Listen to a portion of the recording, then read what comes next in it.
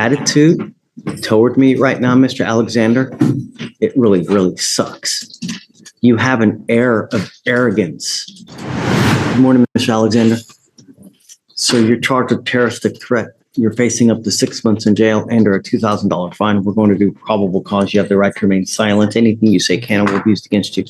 You have the right to have an attorney present. If you cannot afford one will be appointed to you. 2024, officers were dispatched to 11910 Chetman Drive in Harris County, Texas. The complainant, the mother of the defendant, told the officers that her 11-year-old son, the second complainant, was riding his bike down the street when he passed the defendant. Complainant 2 and the defendant know each other. When they passed, the defendant began insulting the son, and the defendant pulled what appeared to be a tan handgun from his waistband and pointed at the second complainant while making remarks about shooting him. After the second complainant told his family about what happened, they went to look for the defendant and confronted him. The defendant reached into his waistband again, but the complainant's family was able to wrestle the gun away, which turned out to be a BB gun. The officers noted that the BB gun appeared to be very similar to a real gun in appearance. Mr. Alexander, are you here with anyone today? Sure. Who are you here with? My mom. Go grab her, please. Go grab your mom. Your mom? Yes. Come on up. Come on up, Mom. Good morning. Hi. Thank you so much for coming. No problem. Did you hear everything that happened? Some of it, I couldn't hear all of it. Let's hear it again. Okay, do you mind, please? Yes, Your Honor. Thanks. On September 23rd, officers were dispatched to 11910 Chetman Drive in Harris County, Texas. The complainant, the mother of the 13-year-old boy, told the officers that her son was riding down the street riding his bike when the son passed the defendant. The complainant and the defendant know each other, and when they passed, the defendant began insulting the son, and the defendant pulled what appeared to be a tan handgun from his waistband and pointed it at the complainant while making remarks about shooting him. After the complainant told his family about what happened, they went to look for the defendant and confronted him. The defendant reached into the waistband again, but the complainant's family was able to wrestle away the gun, which turned out to be a BB gun. The officers noted the BB gun appeared to be very similar to a real gun in appearance. Lucky he's not charged with aggravated assault. You know, they could charge you with a very serious offense where you're looking at serious time in prison. You're lucky they didn't, Mr. Alexander. How old are you, sir? You're 18. What do you do with yourself these days? Spit the gum out, man. You chewing gum? Your attitude toward me right now, Mr. Alexander, it really, really sucks. You have an air of arrogance on you. Either that or... Has he been with you all morning? I'm sorry? Has he been with you all morning? Yes, yes. If I drug test you right now, what's going to show up, Mr. Alexander?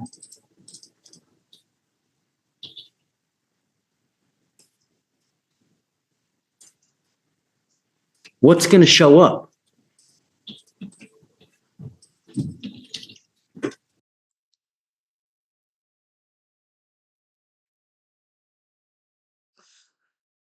I want to say something about his attitude, but I feel like everyone who's watching this already picking up on it. What's going to show up?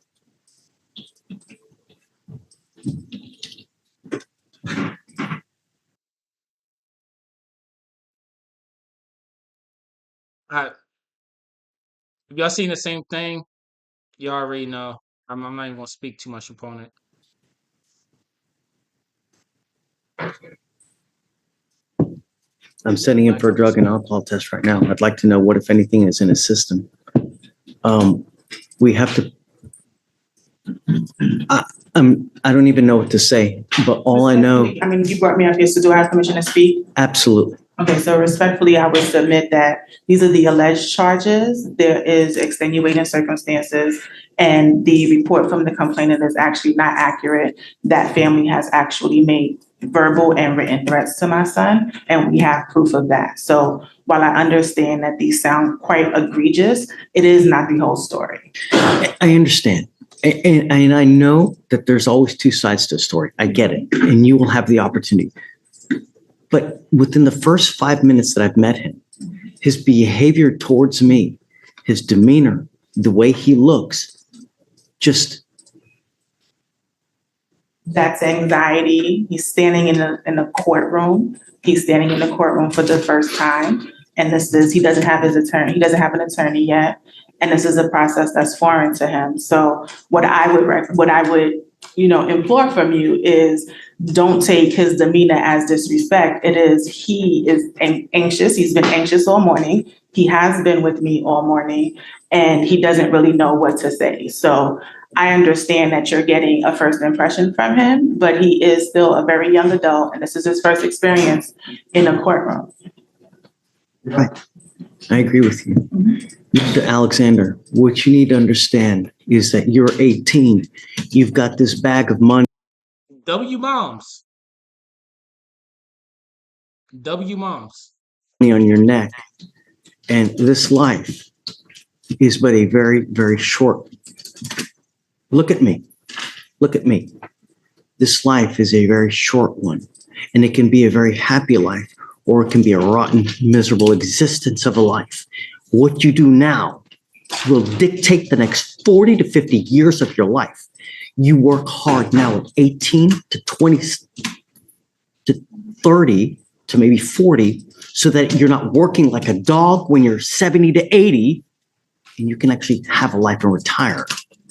This, by picking up criminal cases at 18, you're moving backwards. How far did you even make it in high school? Still not going to speak.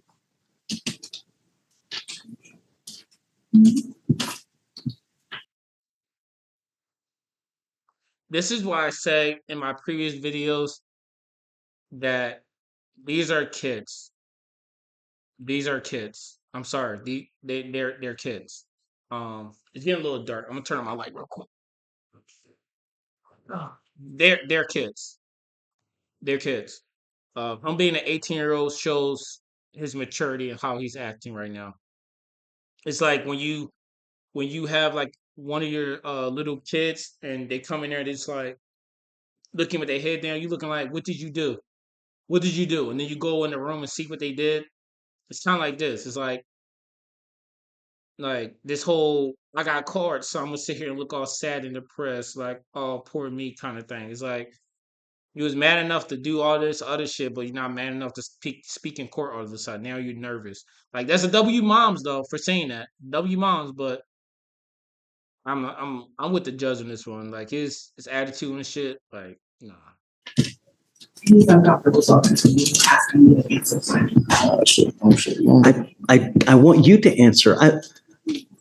I want to get to know you, Mr. Alexander. I want to know what's your, sorry? Said 11th grade, Your He said Honor. 11th grade. How hard was that? You need an education, Mr. Alexander. If you're going to do anything in this life, you need an education.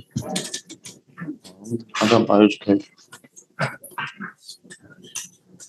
want to do everything I can to help you out. Okay? I really do. If he's smoking weed, it stops today. Okay? I'm going to drug test him right now because I want to know what, if anything, is in his system. If he tests positive, then I'm going to test him again in 40 days, give or take.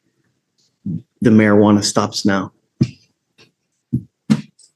And I want him to get back in school. He either needs to be in school full-time or get a full-time job so that he's not running in the streets. Mr. Alexander, I am also making it a condition of your bond that you're not allowed to have any kind of weapons whatsoever for any reason. I can give you a lawyer to try to help you out as much as I can, and I will waive all your fees so you won't be responsible for any cost for anything. Thank you. All I want is him to be as productive and as good of a person as he can be.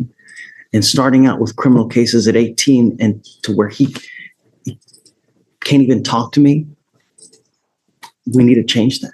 Do you mind if I just make a comment about the bond conditions? Sure, of course. I called the complainant's mother in this case a few days ago and kind of spoke to her about what happened. And I learned that there is a history between this family and the defendant.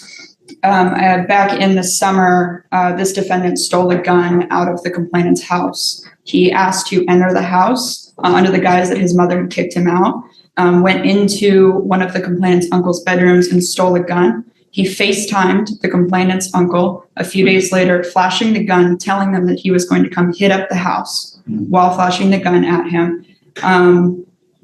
They used to walk to the same bus stop. They used to come out of the same bus stop, the complainant and this defendant. The complainant is terrified of the defendant. We've asked for no contact. We've also asked for GPS monitoring because of that. They don't attend the same school, but they were stopping at the same bus stop. Now the complainant asks that his uncle walks into the school bus every day because he is so scared of the defendant. And as I think is mentioned in the PC statement, the complainant in this case is 13 years old. You're 18 and you're trying to bully a 13-year-old? Man, this dude's pussy. Let me make sure I got that right. So you're telling me you're 18 years old and you're pulling a gun trying to bully a fucking 13 years old? Like, did I get that correctly? I'm gonna wind it back some.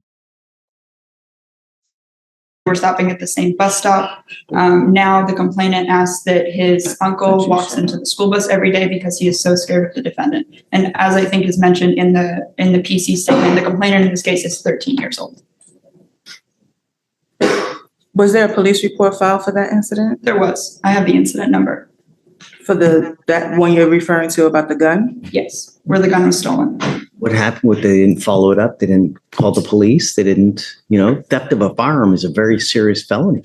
According to the complainant's mother, they filed a report. She provided me with an incident number. How long ago was this? This was she said July. It was in July.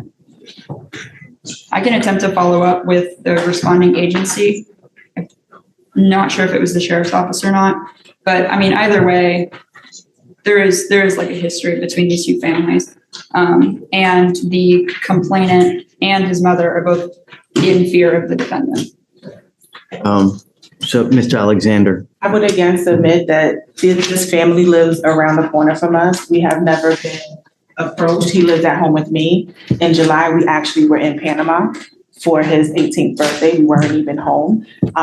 There was never a time he was kicked out of my house. were you out in Panama the entire month? We were out in Panama from July 10th until the beginning of August. Yes. So Well, that's not the entire month. well, most of the month, excuse me. And in addition to that, no one has come to investigate anything at my house. Okay, so Mr. Alexander, I'm issuing a protective order over this child, this other kid. You're not allowed to have contact with this person or go within 200 feet of where they live or where they work. Do you understand, sir? You're not allowed to be in possession of weapons. You're not allowed to have any kind of threatening or harassing behavior with this child. If they call back and they say that you have harassed them, then I will revoke the bond and I'm going to put you in jail. And I'm going to tell you now, I will not give you any more PR bonds. So all I'm asking you to do is stay away. No one is finding you guilty now. We're just asking that you guys separate and don't have any contact. That's it. I am going to put an ankle monitor so I know that you're not going anywhere near their house. But like I said, I'll cover the cost of anything, so it won't cost you guys anything. You must charge this thing on a daily basis, Mr. Alexander. If you don't charge it, the battery goes dead, then we will file a motion to revoke. Not a motion to revoke, but I'll revoke the bond. So as it stands now, what we'll do is I will send you now for a drug test. We're going to have you come back. I want to know what, if anything, is in it. And then I will provide you between now and then a lawyer, and we'll go from there. Do you have any other questions, ma'am? That family is in possession of my bicycle, not his, it's mine. They actually stole that from him. I would like my bike back. There's proper channels to do it. I don't know how, but as it stands now, he can't go over there, can't have any contact with them whatsoever. And I would venture to guess that if you go over there as well, it's probably going to be even more bad blood. So No, I don't have any. perhaps you can find someone else, like another intermediary, that can go over there and try to get a bike back. But at this point, just don't have any contact with them. And when you come back, then we'll have you speak to someone. Okay. All right. I'm going to have you sign go ahead. One of it today. Correct. Yes. Mr. Alexander, I want you to either get a job or get into school full time. But when you have too much time on your hands, you become self-destructive. Your brain craves activity. It needs activity. And when you don't challenge yourself with either school or a job or anything, then bad things are they're just gonna come and happen. You have to occupy your life. You have to do something. Where we're headed now, you're going the opposite way of how you should be doing things. This is not a good way to start at 18. All right, please. Can you file a protective order, please, on the child? Thanks. That is a um